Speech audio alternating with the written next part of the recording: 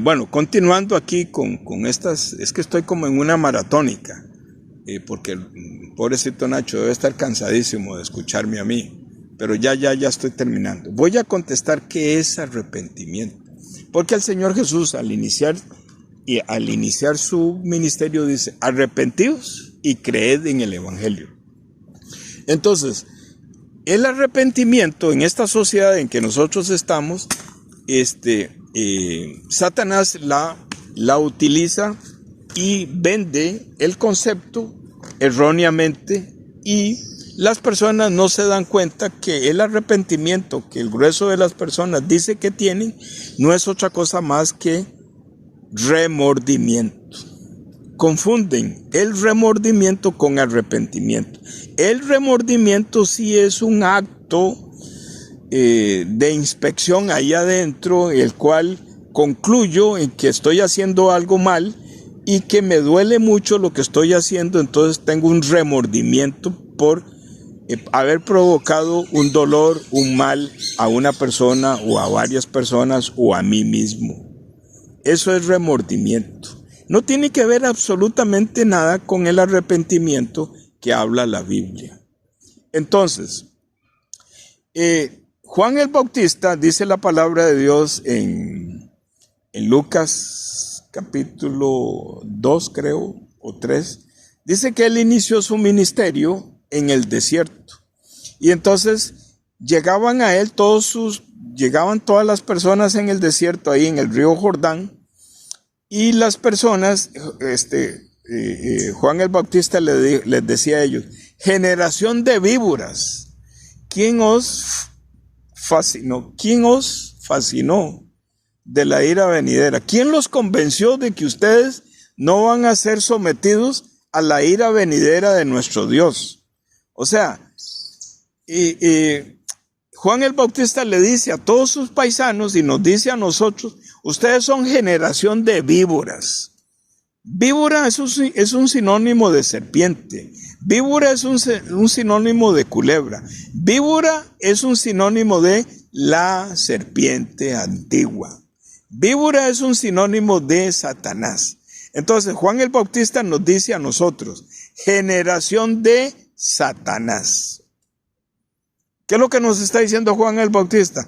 Ustedes son una generación y lo que ustedes tienen ahí adentro los identifica claramente. Ustedes tienen ahí adentro la serpiente antigua. Ustedes tienen ahí adentro a Satanás. Ustedes están destituidos de la gloria de Dios.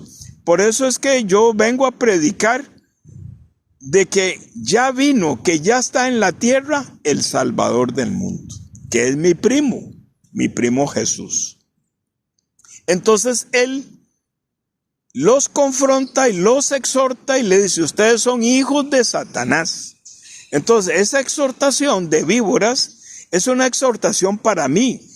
Cuando yo no conozco el evangelio como es correctamente y cómo es verdaderamente el perdón, o sea, el traslado, yo soy una generación de Satanás. Yo soy una generación de víbora. En mí está la misma esencia de Satanás.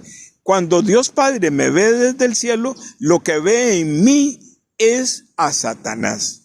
Ese soy yo. Entonces, el arrepentimiento es que a través de la palabra y la comunión, explicando la palabra de Dios por todo lado, a través de tener el discurso completo, la persona, el Espíritu de Dios, lo convence y la persona dice, yo no sabía que mi padre es Satanás. Yo no sabía que yo soy guiado por una serpiente que se llama Satanás. Yo no sabía que estoy destituido de la gloria de Dios. Yo no sabía que las cosas buenas que yo hago a Dios no le gustan, porque esas cosas buenas me las puso Satanás. Yo no sabía que las cosas malas que yo hago no las hago yo, sino que las hace la serpiente utilizando mi cuerpo. Yo no sabía que estaba caminando para el infierno. Entonces, cuando la persona le es revelado todo eso, y la persona dice, ¿y ahora qué hago, Juan? ¿Ahora qué hago, Juan? Y la persona hoy en día, cuando la palabra de Dios le revela que es hijo de Satanás, que es hijo de esta serpiente, que está destituido de la gloria de Dios, que no puede entrar al cielo, la persona le pregunta a uno, porque muchas veces a mí me lo han dicho, hermano, pero entonces ¿ahora qué hago? ¿Qué hago? Entonces ahí es donde uno se da cuenta, esta persona tiene el verdadero arrepentimiento. Se dio cuenta de quién es delante de Dios, que no merece entrar al cielo, que merece recibir todo el castigo de esta serpiente, que lamentablemente también lo va a recibir porque la serpiente está ahí adentro. Eso es el arrepentimiento, darse cuenta quién soy delante de Dios, que lo que soy una víbora, soy una serpiente. En mí, Dios lo que ve es a Satanás mismo morando en mi cuerpo, en mi espíritu y en mi alma. Eso es el verdadero arrepentimiento. Darse cuenta cuál es mi estatus, cuál es mi posición espiritual delante de Dios, que soy enemigo de Dios.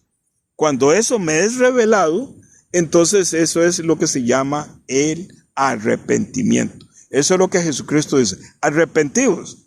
O sea, dense cuenta que ustedes no tienen nada que ver conmigo, dice Jesús. Arrepiéntanse de eso, porque ustedes son enemigos míos, pero yo estoy aquí para salvarlos.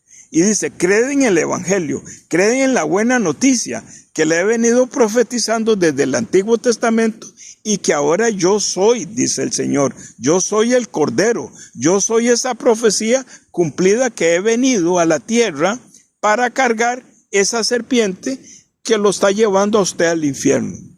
Arrepentidos y creed en el Evangelio. Muchas veces yo escucho en el púlpito que los pastores alegremente dicen, crean el Evangelio, pero nunca explican el Evangelio. Me dan ganas de enviarles un audio donde yo explico qué es el Evangelio, para que esos pastores se den cuenta qué es el Evangelio, para que cuando digan crean el Evangelio, desarrollen qué es el Evangelio, desarrollen qué es el pecado, desarrollen qué es la salvación, desarrollen qué es el arrepentimiento. Por esa razón es que, digamos, Dios me permite refrescarme a mí primeramente todas estas preguntas, luego a Nacho y luego a las personas que lo van a escuchar. Ahora voy a compartir la doctrina que nos dejó el Señor Jesús. Porque en Marcos 1 dice, ¿qué es esto? Con tanta autoridad que habla el Señor Jesús aquí en la sinagoga de ellos. Dice, ¿qué es esta nueva doctrina? ¿Por qué?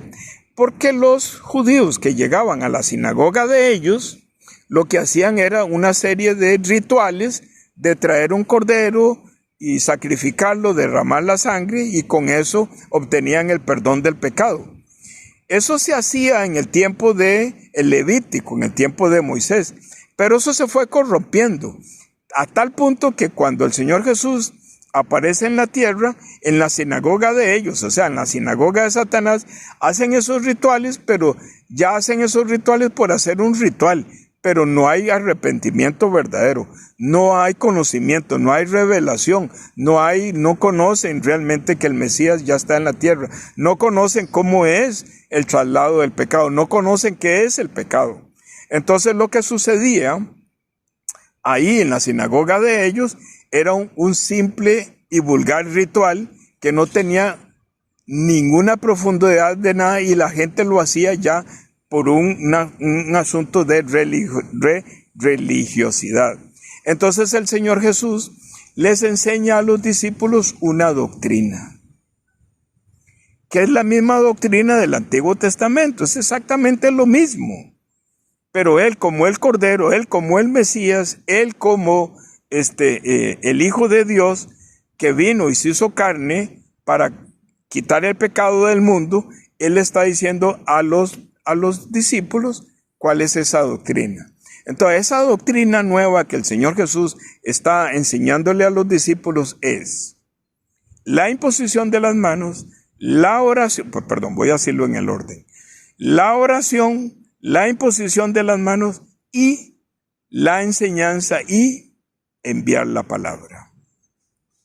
Esa es la doctrina. Entonces, la doctrina del Señor Jesús comienza con la oración. El Señor Jesús antes, si ustedes leen claramente, casi todo el tiempo, una gran mayoría de las veces, antes de, digamos, de enfrentar, de entrar y conversar con la mujer samaritana, dice la palabra de Dios que Él pasó toda la noche en el monte orando. Muchas veces habla claramente que Él viene de una oración, que Él está en una oración. Y después de esa oración, Él viene y entonces ya comparte una parábola, comparte una enseñanza, comparte una cosa, comparte aquí y retroalimenta a los discípulos y les vuelve a explicar y Él se da cuenta que los discípulos no entienden. Pero todo es después de una oración que Él tiene, una comunión que Él tiene con su Padre.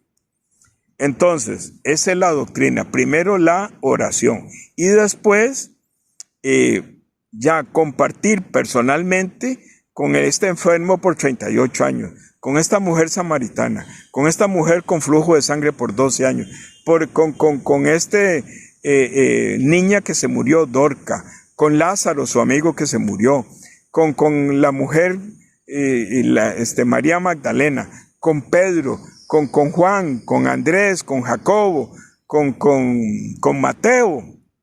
Él comparte y comparte esta doctrina de la imposición de las manos. Él constantemente le dice a ellos, sí quiero, y dice que extiende la mano y lo toca.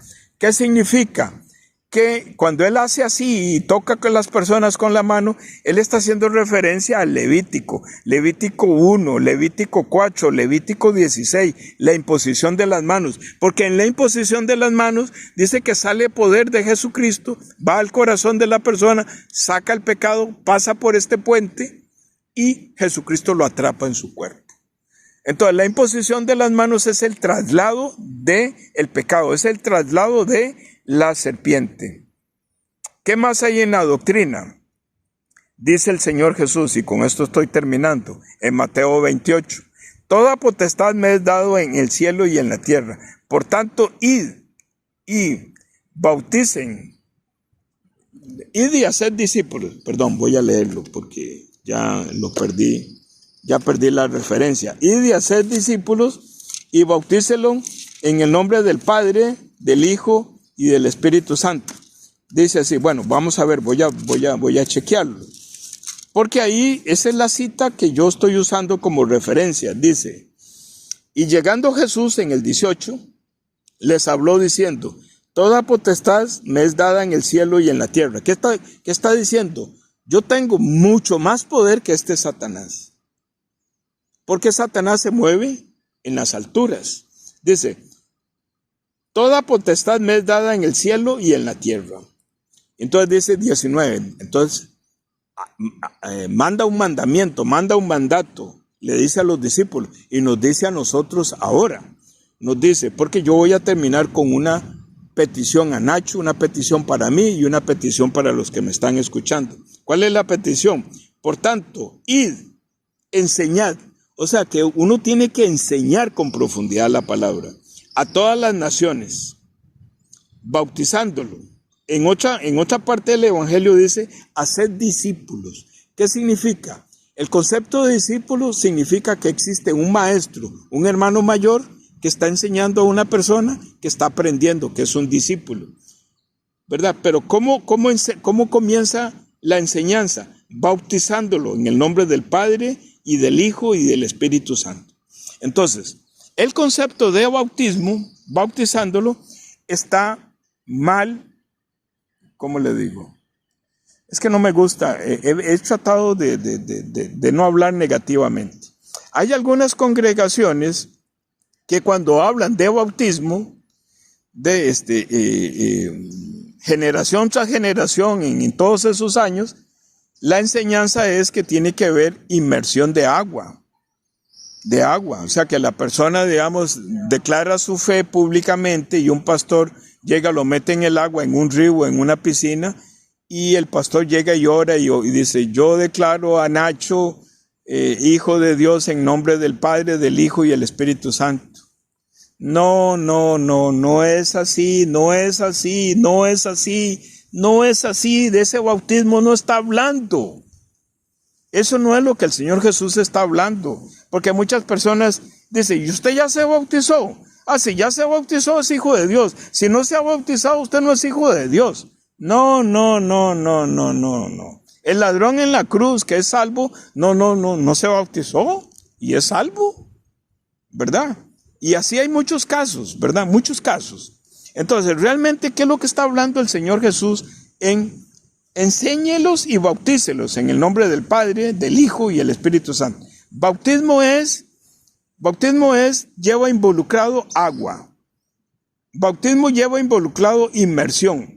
Entonces, el agua es la palabra de Dios. Entonces, ¿qué es lo que quiere decir? Enséñelos, metiéndolos en toda la palabra, que es el agua, para que todos puedan entender el discurso de cómo regresar al cielo.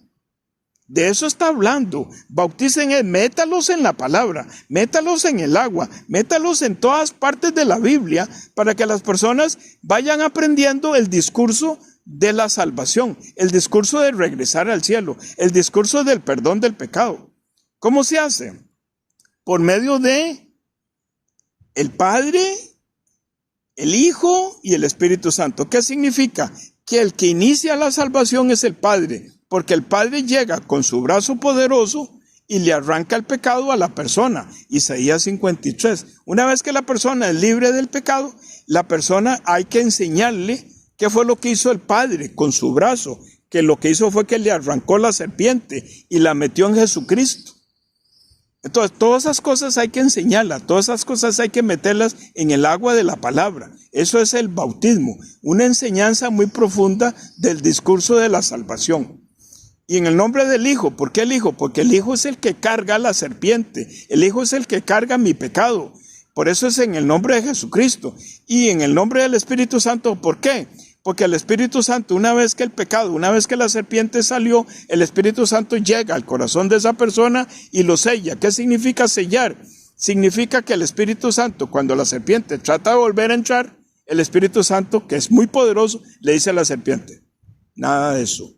Ya Nacho es mío. Ya el que me está escuchando es mío. Nadie más entra aquí. Ya está sellado con mi Santo Espíritu, con el poder de la palabra. Eso es bautizar. Eso es bautizar. Eso significa la doctrina del Señor Jesús. ¿Cuál es la petición? Rápidamente para que me alcancen este audio. La petición es, yo le digo a Nacho, comience con estudios bíblicos.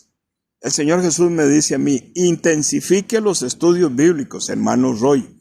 Y a las personas que están escuchando, ustedes también intensifiquen los estudios bíblicos. Pero lo primero que hay que hacer es orar.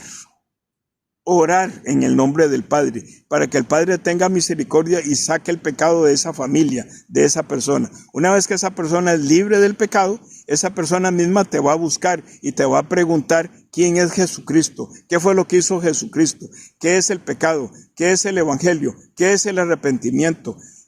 Y entonces la persona ya puede entender claramente cómo es la salvación y ya está listo para que esa persona ya pase de discípulo a maestro a seguir enseñando esta doctrina del Señor Jesús de cómo regresar al cielo.